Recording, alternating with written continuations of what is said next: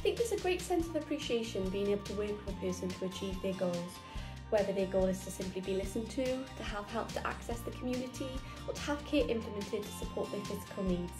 There can be challenges within social work, especially when there's a lack of resources, but we discuss these challenges during morning meeting to creatively explore ways we can support a person to achieve their desired outcomes. Overall, I love being a social worker.